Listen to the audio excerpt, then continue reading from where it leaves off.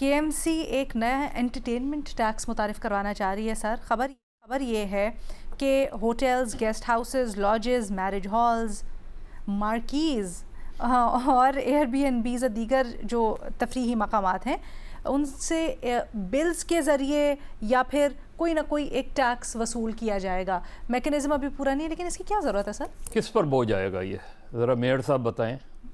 یہ جن چیزوں پہ وہ ٹیکس لگانے جا رہے ہیں دراصل وہ عوام پر ٹیکس لگانے جا رہے ہیں. اس سے اس شہر میں انہوں نے دیا کیا ہے؟ انٹرٹینمنٹ کیا ہے اس شہر میں؟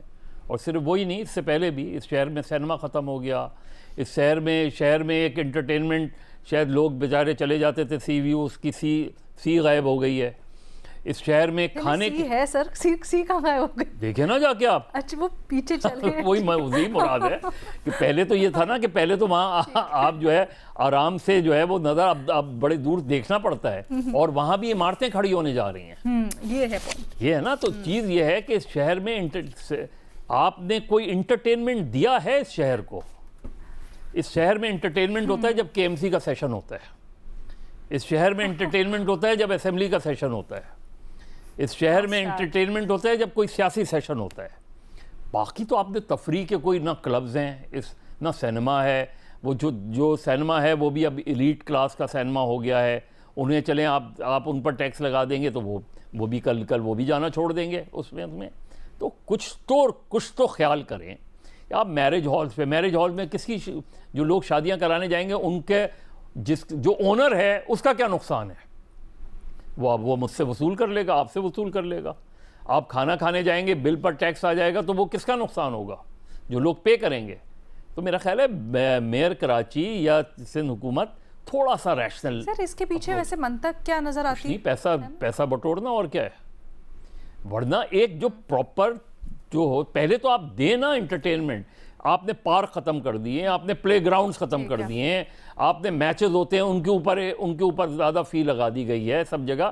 تو آپ انٹرٹینمنٹ تو دیں، اس کے بعد لوگوں سے کہیں کہ ہاں اس انٹرٹینمنٹ یہ خرچ ہوتا ہے تو اس پہ آپ ایکسٹرا وہ دیں گے. وہ تو چیز سمجھ میں آتی ہے جب آپ انٹرٹینمنٹ ہی ختم کر دیں. ایک واحد انٹرٹینمنٹ یہ رہ گیا ہے، جیسے کہ ابھی ہم کہہ رہے تھے کہ چلیں کھانے پہ چلتے ہیں. کھانا واحد انٹرٹینمنٹ ہے تو اس پہ بھی ٹیکس آ جائے گا تو اللہ خیر کرے. بھٹی صاحب آپ سے سوال ہو رہا ہے کہ 10 جون کو احتجاج کرنا چاہتی ہے تحریک انصاف، اور اس سے پہلے ہی اسی احتجاج سے متعلق بڑے اختلافات ہو رہے ہیں پارٹی کے اندر. ایک طرف خیر پختونخوا حکومت ہے، احتجاج کو کامیاب بنانا چاہتی ہے اور دعوے کر رہی ہے اس سے متعلق بڑے، لیکن دوسری جانب ہم دیکھ رہے ہیں کہ پارٹی کے سینئر رہنما کہہ رہے ہیں کہ ہمیں تو کسی احتجاج کا پتہ ہی نہیں ہے.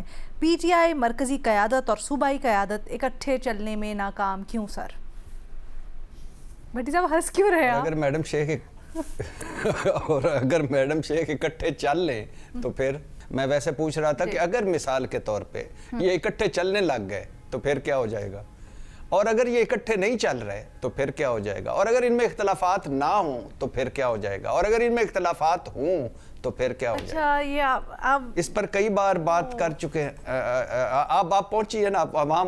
میں آپ کے تجزیے کا فلو تھا، سوری میں سمجھی آپ شاید سوال کر کے رک گئے تھے نا. تو سر نظم سر تو اچھا ارشاد. ہاں تو اب ایشو یہ ہے میڈم شیخ کہ بہت دفعہ اس پہ بات ہوئی ہے کہ ایک تو سکرپٹڈ لڑائیاں ہیں، دوسری رانگ نمبر اور بروٹس ہیں اندر، تیسرا 4 سالہ جو جبر ہے اس کا یہ نتیجہ ہے، اور پانچواں چونکہ عمران خان سے رابطہ ختم ہے اور محمود خان اچکزئی اور راجہ ناصر عباس صاحب PTI کے نہیں ہیں اور ان کی سوچ میں ایک فرق ہے.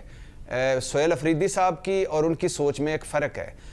وہ چاہتے ہیں بات چیت کے ذریعے، سہیل افریدی صاحب کہتے ہیں کہ یہ صرف ٹرک کی بتی ہے، آپ کو ضائع کر رہے ہیں، ہمیں وہ سڑکوں پر آنا چاہیے یا ہمیں احتجاج کرنا چاہیے یا ہمیں عمران خان کو اس رستے سے رہا کروانا یا کوئی ریلیف لینا ہم بنتا ہے. تو وہ کہہ رہے ہیں نہیں بات چیت سے. تو چونکہ اوپر عمران خان سے رابطہ کوئی نہیں ہے، بیرسٹر گور صاحب کی وقتی طور پر دونوں سن لیتے ہیں اور ایک آدھ دن کے لیے سیز فائر ہوتا ہے پھر شروع ہو جاتا ہے. تو یہ ڈیفرنس ہے. اور ظاہر ہے سہیل افریدی صاحب پہ علیمہ خان صاحبہ کا بھی بہت زیادہ دباؤ ہے کہ آپ کچھ کر کیوں نہیں رہے. سر اس سے ساری کی ساری پارٹی جو اپوزیشن چھوٹی موٹی بچ گئی ہے برائے نام بے شک وہ مذاق بن رہی ہے سر. اس وقت تو دیکھیں احتجاج کا اعلان کیا ہے، بٹ اس طرح کی باتوں سے کہاں احتجاج کیا؟ جی آپ ٹھیک کہہ رہی ہیں، میں اس بات سے ایگری کرتا ہوں کہ کم از کم جب آپ میڈیا کے سامنے آتے ہیں تو اس وقت کم از کم ایک دوسرے کے ساتھ بیٹھ کر آ جائیں اور وہ بات کریں جس سے مرکز یعنی آپ کے قومی اسمبلی سینٹ بھی آپ کے ساتھ ہو اور خیبر پختونخوا پنجاب اور باقی صوبے بھی آپ کے ساتھ ہوں. لیکن وہی بات ہے نا کہ اعتماد کے فقدان ہے، یعنی راجہ صاحب پر اور اچکزئی صاحب پر، سہیل افریدی صاحب کو، اور ڈیفرنس آف ویوز ہے جس کی وجہ سے. لیکن پھر بھی ان کو جو کور کمیٹی ہے، سیاسی کمیٹی، اس میں بیٹھ کر کم از کم جو اعلان کرتے ہیں وہ اس پر تو متفق ہونا چاہیے. تھینک یو سو مچ بھٹی صاحب. اچھا جی اعزاز، آپ سے وزیر اعظم کو پیش کی گئی ICT اسلام آباد گورننس ماڈل رپورٹ میں دارالحکومت کو انتظامی اور مالی خود مختاری دینے، 27 رکنی منتخب اسمبلی قائم کرنے اور متعدد وفاقی اختیارات مقامی حکومت کو منتقل کرنے کی تجاویز سامنے آ رہی ہیں. سر، یہ بہتر حکمرانی لائیں گی یا نئے مسائل پیدا کریں گی؟ علینا، اس وقت بھی اسلام آباد میں سال 2015 کا نوٹیفائی کیا ہوا جو لوکل گورنمنٹ ایکٹ ہے، انیشلی یہ پریزیڈنشل آرڈیننس تھا، بعد میں اس کو اسمبلی نے پاس کیا تو وہ ایکٹ بن گیا. وہ اس وقت یہاں پر موجود ہے، قانون یہاں پر موجود ہے. اس قانون میں سکم بھی ہے، مگر قانون ہونے کے باوجود اسلام آباد میں میئر کوئی نہیں ہے. اسلام آباد کی ایک میئر اسمبلی تھی جس نے میئر کو سلیکٹ کرنا تھا، الیکٹ کرنا تھا، وہ میئر اسمبلی کوئی نہیں ہے. پھر اس میئر اسمبلی کے اندر بھی فیڈرل گورنمنٹ اپنے ایڈمنسٹریٹر تعینات کرتی تھی کہ اگر میئر نہیں ہے تو ایڈمنسٹریٹر فیڈرل گورنمنٹ تعینات کرے گی کہ وہ ہوں گے.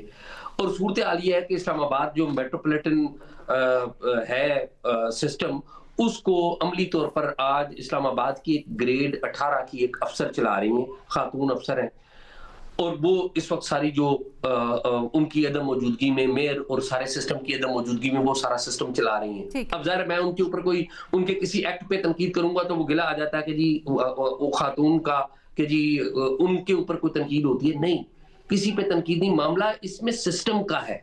یہ جو تمام لوگ ہیں یہ سسٹم کے پرزے ہیں، اور جب بھی کوئی پرزہ اپنی لمٹ سے نکلتا ہے تو اس پہ تنقید کی جاتی ہے. اب معاملہ کیا ہے؟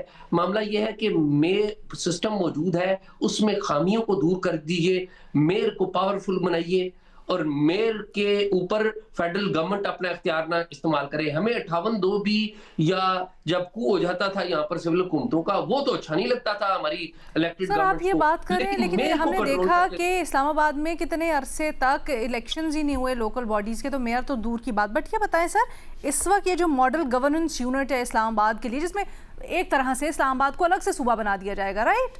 سو اس کی ضرورت کیا ہے؟ اس کا مقصد کیا ہے؟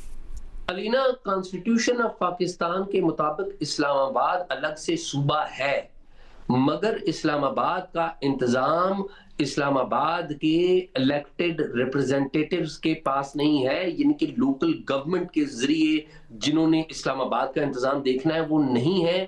اسلام آباد کا انتظام بیوروکریٹ دیکھ رہے ہیں، چیئرمین CDA دیکھ رہا ہے. معاملہ یہ ہے، یا پھر اس کی اپوائنٹڈ نیچے جو ڈائریکٹر ہے، ابھی گریڈ 18 کی ڈائریکٹر کے پاس پورے اسلام آباد کی پاور ہے، وہ جو مرضی کرتی پھریں، ان کو پوچھنے والا کوئی نہیں ہے. انہیں اوپر سے آنا ہے وزیر داخلہ صاحب کا فون یا اور کسی پاورفل کا فون، وہ جو کہیں گے وہ کر دیں گے. تو یعنی آپ یہ سمجھتے ہیں کہ اگر الیکٹڈ نمائندے آئیں اور انتظام سنبھالیں تو وہ بہتر گورننس کریں گے اسلام آباد؟ میں یہ کہہ رہا ہوں کہ جب الیکٹڈ گورنمنٹ آئے گی، یہ تو پوری دنیا کا مسلمان اصول ہے نا، کہ آج سب سے بڑے نیو یارک سٹی میں ممدانی کا کتنا بڑا پوری دنیا کی نظریں تھی اس کے الیکشن، لندن سٹی کے میئر کے اوپر پوری دنیا کی نظریں تھی. آپ نام لیتے جائیں، آپ ترکیہ میں چلے جائیں، آپ ہندوستان میں چلے جائیں. مسئلہ یہ ہے کہ ہم تو پوری کلاک بھی الٹی گھماتے ہیں نا یہاں پر. اگر اچھا، اور پھر اس میں ایک اور بات یاد رکھیے، ایک تو سیاستدان خلاف ہے لوکل گورنمنٹ سسٹم کے، ایک بیوروکریٹ بھی خلاف ہے. کیونکہ اگر الیکٹڈ لوگ آ جائیں گے، الیکٹڈ میئر آ جائیں گے، یونین کونسل کے لوگ آ جائیں گے تو وہ فیصلے کریں گے، ان بیوروکریٹس کی اہمیت ختم ہو جائے گی. تو یہ بھی اس کے مخالف ہے. رولز ایسے بناتے ہیں کہ میئر کے پاس بھی پاور نہ ہو، جو مالی اختیارات ہیں وہ بھی بیوروکریٹ کے پاس. یعنی آپ کو آن دا فیس آف اٹ ابھی تک جو نظام پیش کیا جا رہا ہے، آپ کو ایسا لگ رہا ہے کہ اس سے بہتری آئے گی اسلام آباد کے انتظام میں خاص طور پر؟ سر پھر اس کے بہت سارے ऑब्वियसली सिर्फ इस्लाम आबाद तक ये महदूद है, या आपको ऐसा लगता है कि जो एक मुल्क में चल रही थी बात मुख्तलिफ इंतज़ामी यूनिट्स की, क्या ये उसकी कड़ी भी है या उस तक भी कुछ हो सकता है?